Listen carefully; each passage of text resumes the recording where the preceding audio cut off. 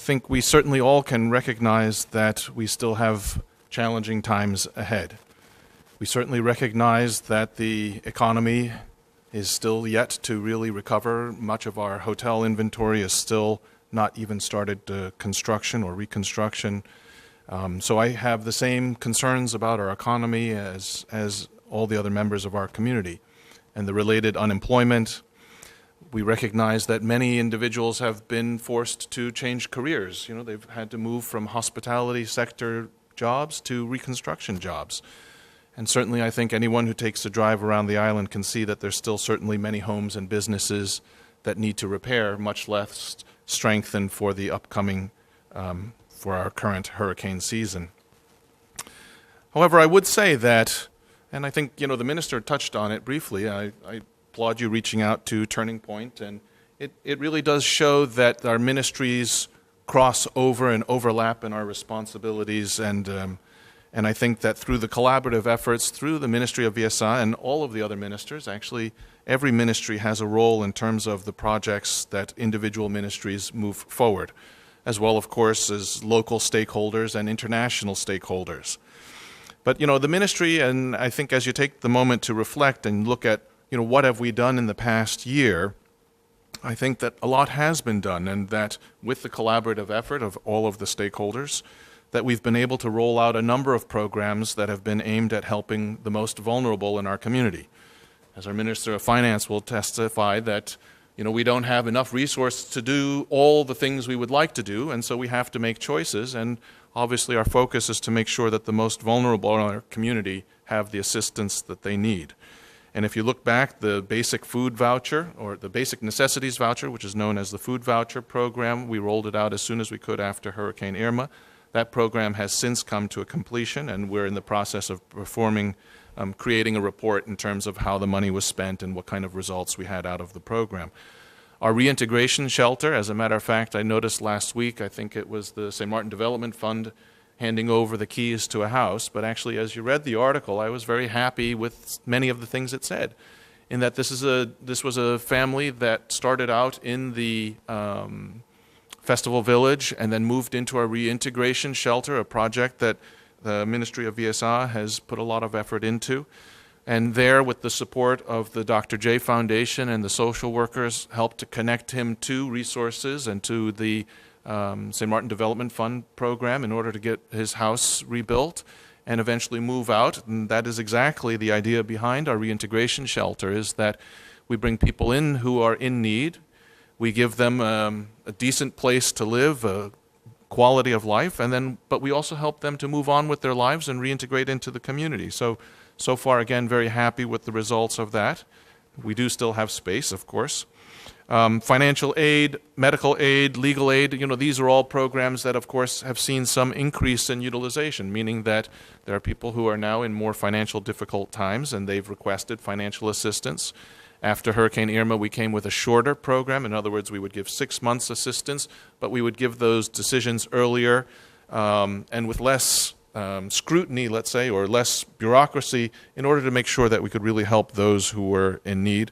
And of course, legal aid, you know, unfortunately, after the passing of the storm, a lot of businesses had labor issues, and people have to make sure that their rights are being defended. And of course, the Ministry of VSA supports that by approving legal aid so that employees who question whether their rights have been violated, that they have access to legal services to defend those rights. As well as our debris management program. This is a program that's funded by the trust fund. And in there, we've integrated a component that people who are out of work, so for labor-intensive programs, in particular our debris cleanup programs, we are tapping into the unemployed on the island so that they have an opportunity to earn some extra money, a stipend, as well as their health insurance, and that's something I'll come back to in a moment. And that rolls into our emergency income support and training program. This is something that actually started in roughly December of 17 as the hospitality training program and has since morphed into, not as sexy a name, but the emergency income support and training program, right? So this is a program where we take people who were underemployed, whose hours were drastically reduced, or unemployed, and started with a hospitality training program. And as I said, that was a pilot program that was funded out of our budget for a tune of 8 million guilders, I believe, Minister, and then has allowed us to start the program in a pilot phase, see what went right, what went wrong, and with that, we rolled it into the World Bank program that we now are in the process of executing.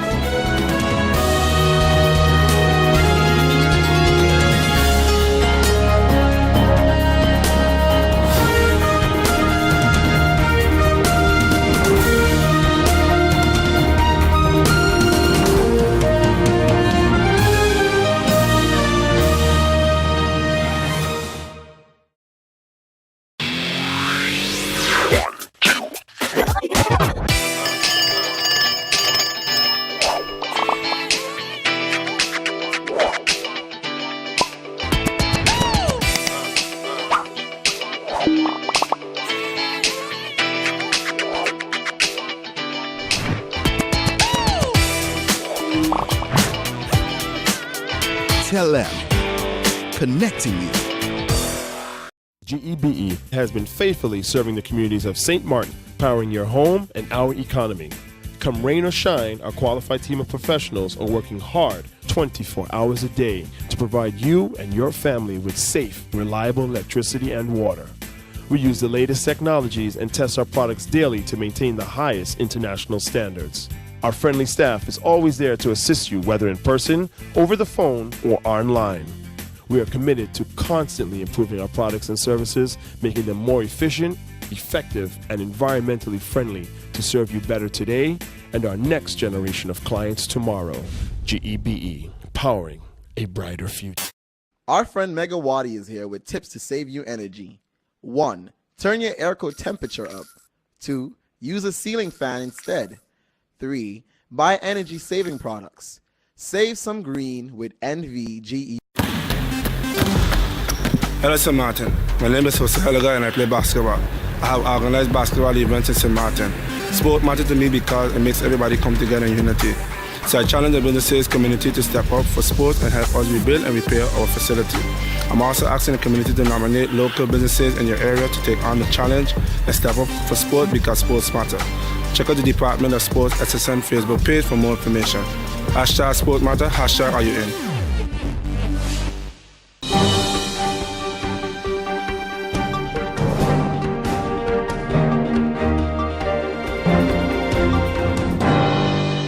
This whole project came about due to the initiative of my coordinator of science and IT, the IT coach, Ms. Georgianne Adriana, who for some years now we've been talking how can we work on having a science program in place that would really inspire the children to see the connection between science, maths, and in general. And this year, there was a possibility for public schools to get a grant from UNESCO. And we got a certain amount of money, and we split that in different subjects: maths, science, English, and we also got some phys ed material.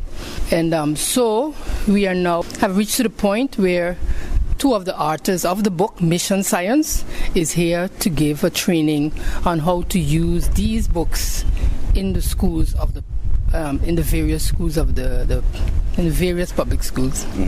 Approximately how many teachers were part of this very important workshop? For the Cycle 1, it was about 50-something, and the Cycle 2 is about 60-something. And that covers all the primary schools, and we also have invited the student care coordinators of the special needs school. Ms. Georgianne, you're the coordinator of this entire project. What are you hoping to achieve by the teachers attending this workshop? So one of the main things we want to achieve is, the unique thing about these books is that they take the STEM approach. So, and not only that, even more beautiful about these books is that the students are seeing familiar things, because it shows things that they see in the Caribbean, beautiful colored pages, etc. And we are hoping that with this method, this wonderful method, it's now easier for them to take the STEM approach and integrate all the different subject areas. Because science, the unique thing about science is that it's one of the main subjects that can help students understand what they are doing, like for example in maths. How can they use what they learned in maths in real life? The same goes for language. If they're learning something in language and they have to write, for example, a project, there they can apply all of the things that they learn in language, and it goes on for all the other subject areas. Because you'll notice today that we not only have classroom teachers, we also have the subject teachers for music, we have the PE teachers, and we have the Dutch teachers. Because the science allows the teachers to integrate all of those areas. It's real life. It applies what they do in all other subject areas to real life. And that's how we motivate students also to learn. Because if they are just learning something in a book and they don't understand how they can apply it to real life, it's like, why do I learn it? So once we get the teachers now using this method, because this method, if you look at it at the end of each, going to the end of each project, theme, a topic, it lays out the project, the steps of the different projects for you. Based on the information as has been provided by teachers in particular during this workshop, are you sensing that there has been a sense of understanding of what the program is all about and how they intend to implement it at the schools? So far from what we observe, we got to understand it's not only today. We have also had other events, and just already we had a conference, an IT conference. So we have been working on them a while, and now you're finally beginning to see that some of them are beginning to understand. Because like initially, like when we organize something like this, like a Dutch teacher, for example, would be like, why do I have to attend? And you know, some of them came maybe in the morning with their face a little concerned, like, why do I have to attend? And by now you see their faces have opened up and they're all happy and they're beginning to understand why they had to attend a session like this. But at the end of the day, we'll also confirm that with evaluation to confirm what we believe that they are getting, what we expect them to get from the training. Interestingly, Ms. Georgian spoke of the evaluation process and what have you, but the implementation of the outcome of this program, how soon do we foresee this taking place in the various schools, public schools? It started already. So like I tell you, it's not like now we have this new method, but we have also been doing other trainings as far as it pertains to the IT. And I myself have been trying on my own before we had this method to go out to these various schools, like sometimes on a monthly basis and do little workshops. But I didn't have, like for example, this method. The previous method did not take such an integrated approach. This method, like I explained, makes it now much more easier what I was trying to tell them. So I think now my job will become easier. And not only that, like with the previous method, you always got a complaint from the teachers that we don't have the materials. This method now shows you, like, instead of going out and buying expensive stuff, it shows you how you can use simple things around the house or the classroom, things that are there already, things that you can use. So it's Caribbean based, Macmillan Caribbean. Yes, that's the company that is have authored the book. And the children also can identify themselves with the different pictures and different sceneries that are in these books. So it's really a good opportunity to build on all the years of trying to get science implemented. And as Ms. Georgian said, the integration across the curriculum. That is very important. And public schools, we are really pushing that because so that, as she said earlier also, the phys ed teacher, the music teacher, the Dutch teacher, all of them can understand that no subject is an island on its own. You have to integrate, and especially for primary school teachers, they are actually tasked with all various subjects.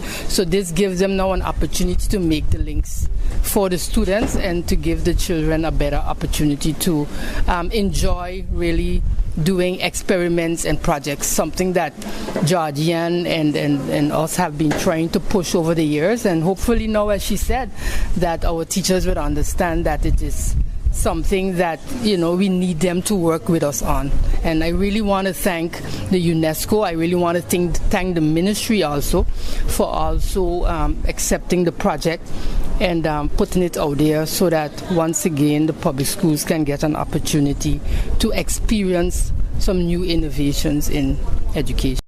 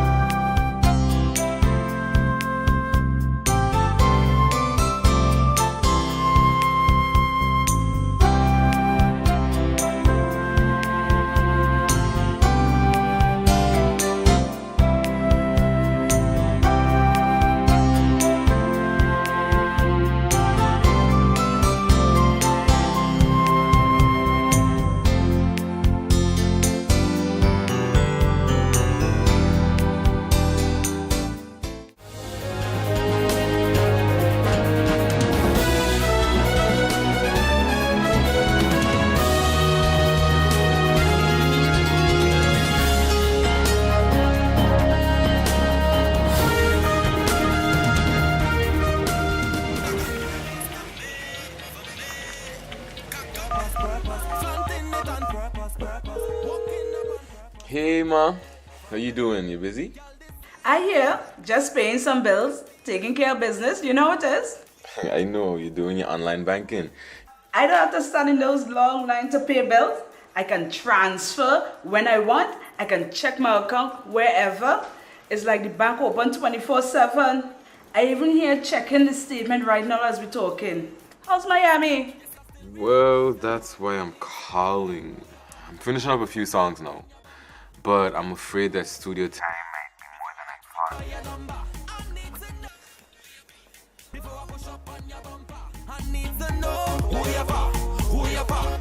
And I was wondering if I could get some help with some funds, and I could pay you back as soon as I get back to St. Martin. Let me check my account. How much you need? I think 500 should be enough. I can transfer it to you while online. Direct from me to you. No problem. Great. Thank you so much, Ma. I'll get online with Wib now. Alright, darling. You know who you're for? I need to know who you're for. Contact WIB today for your complete personal online banking experience. Available for all mobile devices, the Windward Islands Bank, now your online banking partner in progress.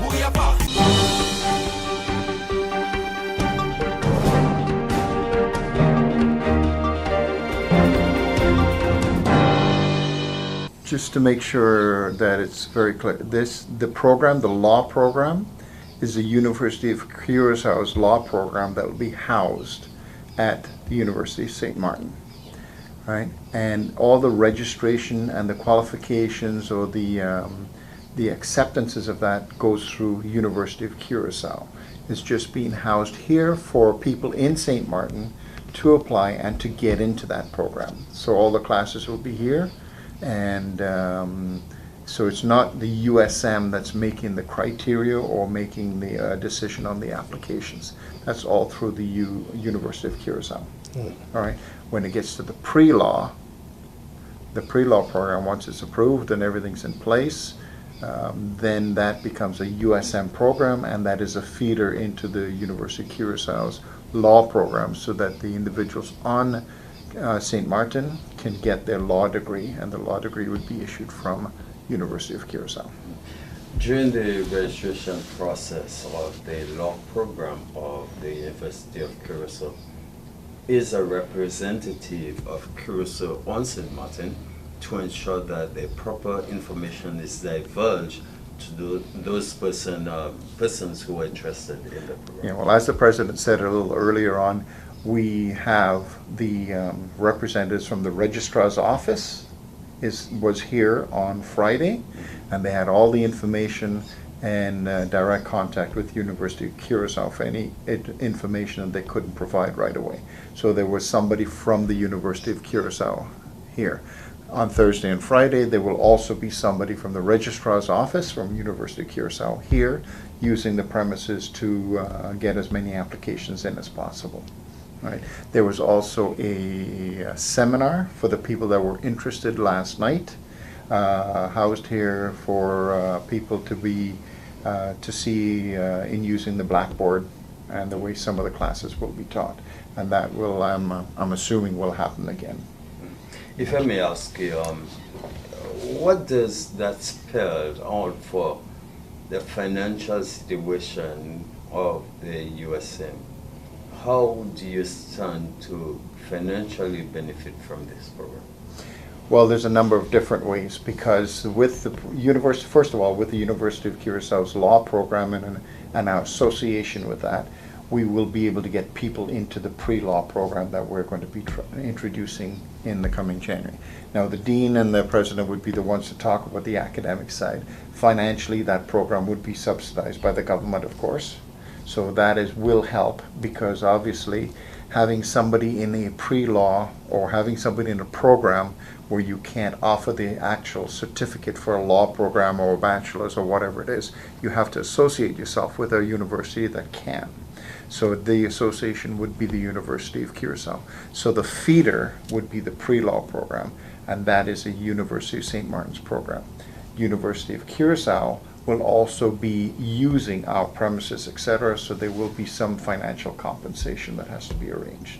So the USM will benefit from that and the pre-law program, of course, as will the students of USM and the island.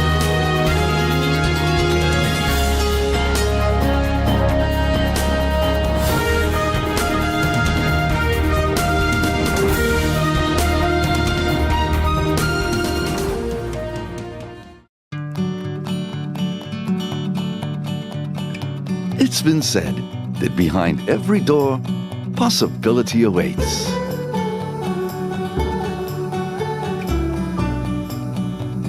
How much possibility depends on which door you open first.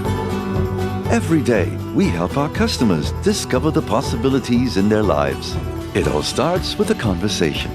Scotiabank. Discover what's possible. Hi, what's up, St. Martin? My name is Rene Leverett, and I play baseball. And I've represented St. Martin in numerous international tournaments and professionally around the world. Sports matters to me because it reveals and develops character. So I challenge the business community to step up for sports and help us rebuild and repair our facilities. I also ask the community to nominate local businesses in your area to take the challenge and step up for sports. Because hashtag sports matters, hashtag are you in?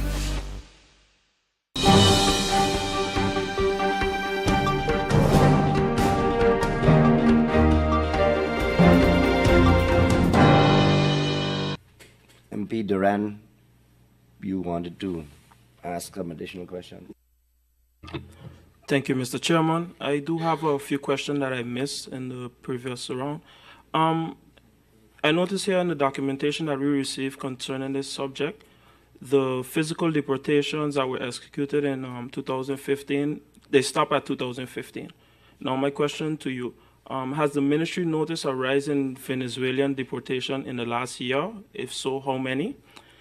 And now, more broad, can the minister please give, through you, Mr. Chairman, some statistics for 2017 on how much persons were deported and how much thus far in 2018? And when we find these, when government or via the ministry then find illegals or so forth, where are they housed? Is the facility to house the illegals up and running? If so, where is it located? And that will be all. Thank you, Mr. Chairman. Thank you, MP Duran. Any other members that want to ask any questions to the minister? Well, Minister, I believe a lot of questions have been asked by members of Parliament to you. I'm going to adjourn the meeting for a few minutes to discuss with the minister when he can return. I have discussed with the minister when he would be back. Now, next week is not a meeting week of Parliament, so he will come back with the question or the answers to the questions the week thereafter. So we will set that up with the different offices, and then we should be able to have the answers to the questions here in Parliament. With that, I would like to again adjourn this meeting. Minister, you wanted something. Just a quick question. Would it be okay, Mr. Chairman, if I provide the answers that can be given publicly, verbally, and then those that are more of a sensitive nature, that I would provide those in writing specifically? Is that okay with the members of Parliament? Question is, what would you consider sensitive, and what would you consider not sensitive? That's so I guess what, the financial ones, or you get them in writing, and then you know for sure. Mr. Chairman, but then I would need to ask, because getting them in writing does not mean that they can be made public. So getting them in, are there answers that the minister will be given which are of a confidential nature? That's a different kettle of tea. But getting them in writing is just getting them in writing. They come in there, so are they confident? Does the minister expect that it might be confidential answers? Then we'll have to handle them differently. They would be confidential, so I would ask you to handle them differently. Thank you. So just to make sure that we're clear, Minister, you will provide answers to the questions in writing, but that doesn't take away from the fact that we're going to have you back in the Central Committee. to answer further or give further clarity on the points that have been brought forward. Yeah, and point of order, Mr. Chairman. MP Irion. Can the minister put in writing, first of all, which questions are confidential and have them sent to us so we know in advance? So, Minister, maybe you can, the answers you just put on what that you consider this answer confidential. And before, so we know at least between today and tomorrow, actually. Because he already stated that there are confidential questions. So by today, we should already know which those questions are. And second, well, I think MP Irion, he's going to answer the questions in a week. So I mean, to have him say which ones. 1 minute. So have him say which ones are going to be done by tomorrow. I think he's already given indication that he's going to be back here in a week. So I mean, well, and concerning that, I think that's a far cry you're asking. Concerning that, the minister also he said that we have a non-meeting week next week, but I don't. As an MP, I don't mind if he could answer the questions next week. So I don't know if any other MP is bothered by that, but if he can answer by next week. Well, MP Irion, already it has been determined that the week thereafter we're going to have the answers by the minister, and we're going to stick to it.